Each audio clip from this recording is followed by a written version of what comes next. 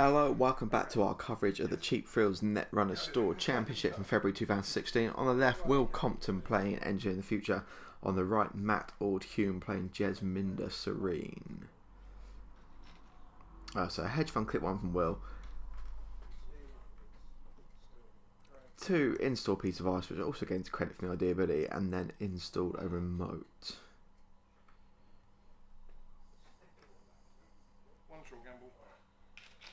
Short gamble for the runner. Matt playing the most vomit-inducing sleeves I've ever seen anybody use in a card game. Actually, the camera really doesn't do justice to just how horrifying those sleeves are. Looking at them makes me feel seasick. So R&D interface, a next bronze res will keep him out, and then there's a diesel. So Matt's tournament decks have a bit of a running theme. Although the idea has changed recently, he's been playing Shaper for some time in tournaments. It's usually Magnum Opus with just the ability to really hit R&D hard, using Magnum to just pay for R&D runs. We can see he's already got an R&D interface. We've seen a Magnum in hand as well. Jesminder with her console was a relatively new release at the time of this recording, and obviously just allowing you to put some cards that you access from R&D once per turn. You can add it to the bottom of R&D. Drive-by on that remote, which kills a Jackson. 4 run this remote, which is a launch campaign, which, yeah, Matt's going to trash that. Okay, Will's turn.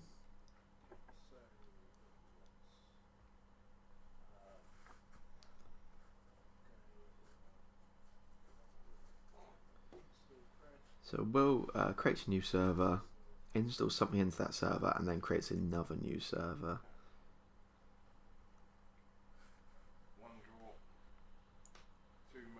So there's the Magnum Opus comes down.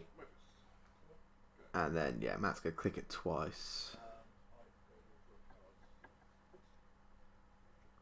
Will draws a card.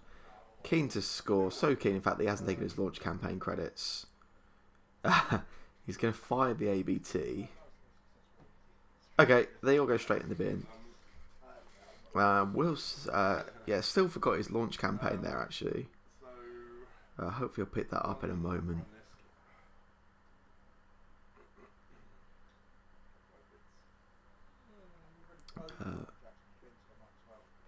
Yeah, Matt runs the archives, so Will's going to res and use the Jackson Howard, returning 2 face downs and the Jackson, which got drive-by'd earlier on. That was an Archive Memories was the other card that Will lost to the ABT. Sometimes you can fire an ABT and get 3 misses and it feels terrible. I think in general firing an ABT is just good. Obviously, the later into the game it gets, you can be more aware of what you're possibly going to get. If you've got a Jackson down, I think you always do it, really. Gordian Blade install, Magnum Opus. Runs R&D, gets through for a cred, accesses 2. Nothing there. And nothing there again, okay. So it's Will's turn. Will he remember his launch campaign this turn? Yes, he has.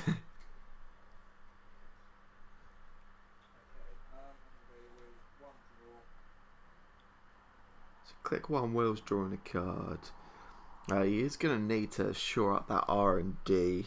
Matt just getting in for a credit at the minute for 2 cards, which is just too good. Okay, install in the remote. Matt's going to have to check that piece of ice, surely. Especially if Will's playing ETF, there's a good chance it could be Bioroids you can click through. Could be a Turing you can click through. Okay, Matt's going to draw because I'm wrong.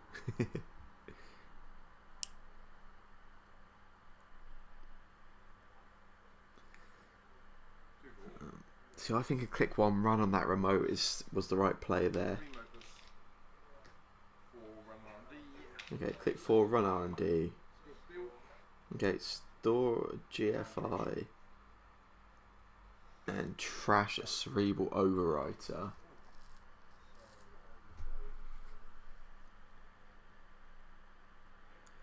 So start of Will's turn. He's not scoring anything, so it wasn't an agenda in that remote. Ice over R&D, ice on HQ. He hasn't taken his credit for installing. Is he going to remember that? No, Will's forgot to take his... Oh no, the first install was obviously equal. Actually, it cost him a credit because it was over R&D, so that's my fault actually there.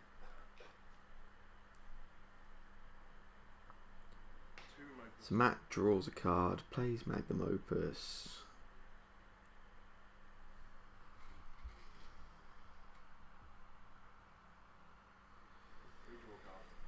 Draws another card for click 3.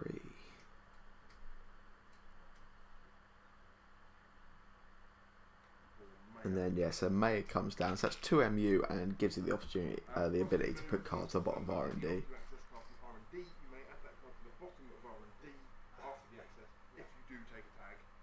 Matt just explaining what Mayor does and how it works with Jesminder's ability to ignore tags during run. So install remote, get a credit. Double advanced domestic sleepers. So domestic sleepers isn't a card you tend to see a lot of play. Domestic sleepers is a weird one. It means you've got more agendas in your deck. It's not agendas that are any of use to the runner though. They're only any good to the runner if the runner's playing like a data dealer or an artist colony.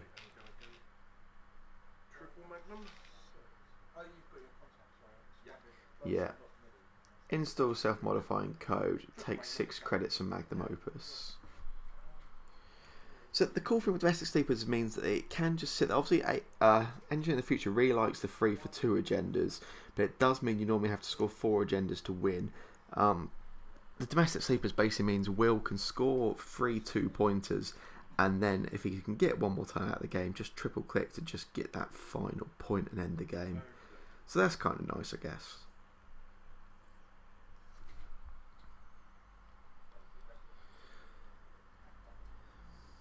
So what's Matt's play here? There's 2 unresed ice on R&D.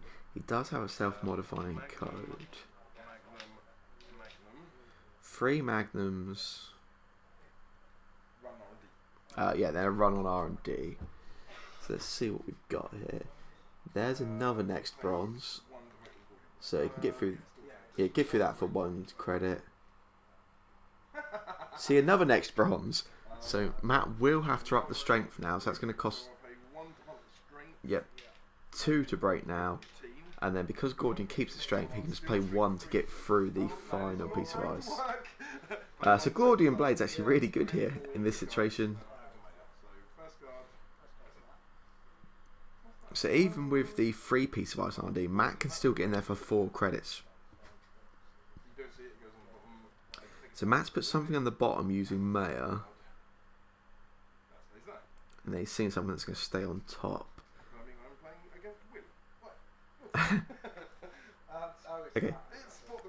Matt says, Matt sees that top card and says, "Oh, this confirms I'm playing against Will." And then says, "Oh, spot the Will cards." I'm not sure what that is. I know Will likes to play Hearth Arcology AI, so that may well be what that is. And I'm pretty sure for the most part, if you ever run against a corporation and see a Hearth Psychology AI anywhere in the UK, you're probably playing against Will Compton. 3 clicks of drawing from Matt. There's the I've had worse. It would help with that card draw immensely. Yeah, he's going to run R&D for 4 credits. Yeah. 4 in total. That gets me in for 2 cards.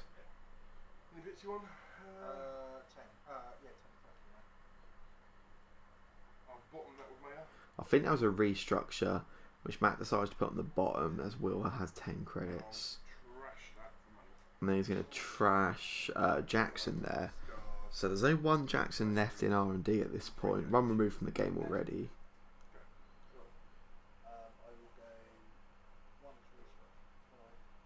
Yeah, so there's another restructure actually. I think that restructure was what Matt made on that last run, but I'm not entirely sure. I didn't see the card.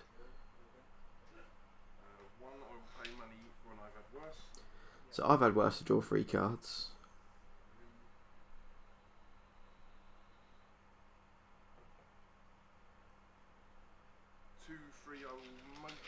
Yeah, 2 clicks on Magnum Opus, gains 4 credits, and you run R&D, which just basically pays for itself with those 2 clicks of Magnum. Mayor's the first card. Then steals a Project Vitruvius. So Matt now 4-2 up versus Will.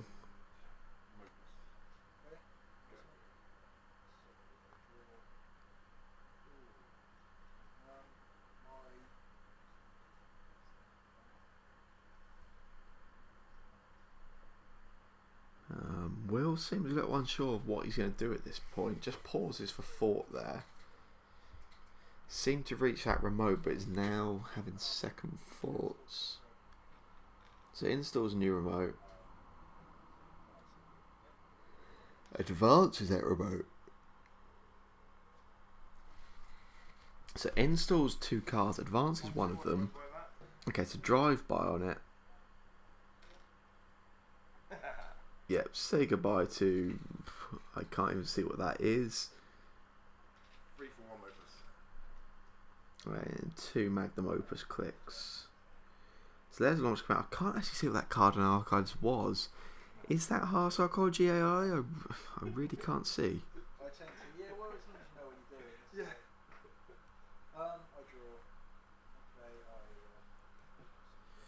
Biotic Labour here from Will.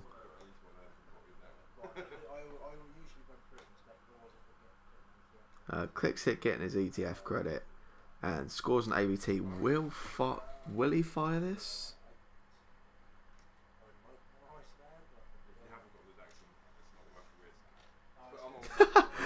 Matt just talked Will out of fine up him. Will was humming and hawing. Matt says you haven't got the Jackson, it's not worth the risk, and then Will says, yeah, I'm not going to fire it. Well played, Matt. I mean, he is probably right in that situation. It is a risky play there. But I do like the idea of Matt just using his Jedi mind powers to influence his opponent's choices. So 2 clicks on Magnum to get credits. Use those credits to run R&D. Ooh, gets a Domestic Sleepers, which is absolutely useless.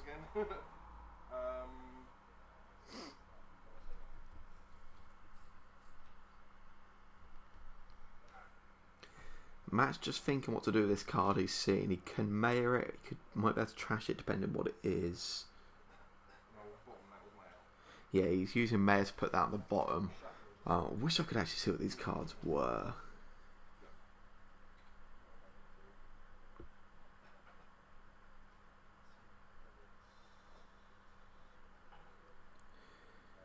So Will gets his launch campaign credits, draws a card. Draws again. An archive memories for a Biotic Label would be really nice at this point. Okay, so he's installing something into that remote over what was there. There's only 1 piece of ice. Matt has self-modifying code and a Magnum Opus, so it's a ballsy move, unless it's a Cerebral Overwriter.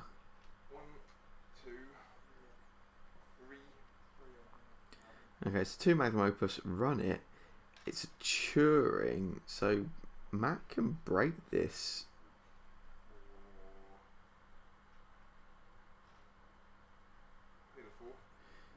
Yeah, it pays 4 to break that.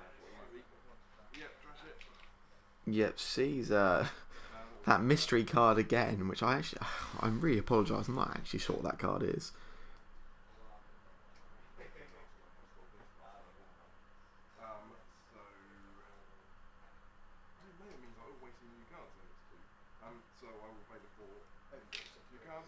Yep, so he's running into R&D again. Sees a Project Vitruvius. The second card, again deciding if he's going to mayor this.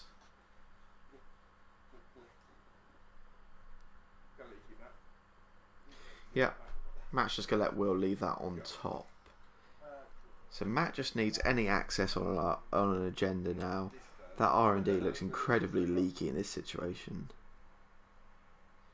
The combination of Magnum Opus and Gordian Blade versus those 3 code gates is, yeah, just really powerful. Matt can essentially just get into R&D at the cost of 3 clicks, which in this situation is just going to be well worth it, especially when you're seeing 2 cards every time.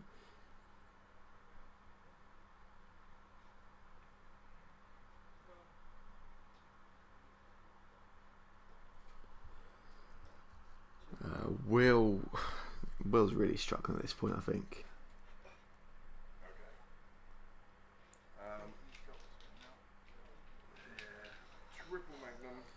Triple Magnum, run R&D.